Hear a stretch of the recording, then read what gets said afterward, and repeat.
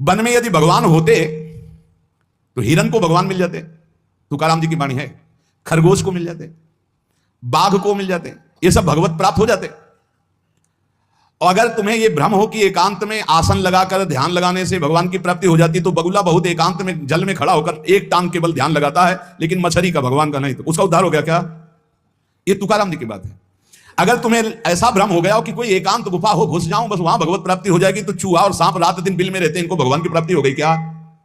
तुकाराम जी से जब प्रश्न किया गया कि क्या गृहस्थाश्रम में भगवान की प्राप्ति ऐसे हो जाएगी जो विरक्तों की हो जाएगी, बहुत ध्यान से सुनिए, सिद्ध संत है, वो कह रहे हैं कि पागल मत बनो, भगवान की प्राप्ति भगवान के भजन करने से होती है, वो गृहस्थी में भी हो जाएगी। अगर तुमको लगता है कि वन में रहने से भगवान मिल जाते हैं, तो हिरन को मिल जाते, खरगोश को मिल जाते, बाघ को मिल जाते, सब ब्रह्म प्राप्त हो जाते। अगर तुमको लगता है कि एकांत में ध्यान लगाने से मिल जाते, तो बगुला जल में खड़ा होकर एक टांग केवल ध्यान लगाता है, लेकिन मछली आई गट्ट से खाया फिर शांत खड़ा है, बगुला को नहीं मिला।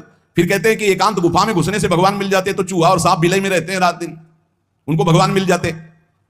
तो इसलिए हम तुमसे कह रहे हैं कि ये ची चपड़ की बातें छोड़ो। तुकाराम जी कह रहे हैं घर में विट्ठल का मंदिर बना, घर को ही विट्ठल का मंदिर बना, ठाकुर विराजमान करो, आप सेवक हो जाओ, बढ़िया भोग लगा के पाओ, नाम कीर्तन करो, कथा वार्ता करो, अपने कर्म को भगवान को अर्पित कर दो, भगवान की प्राप्ति हो जाएगी। बहुत सहज है गृहस्थ में भगवत प्राप्ति करना।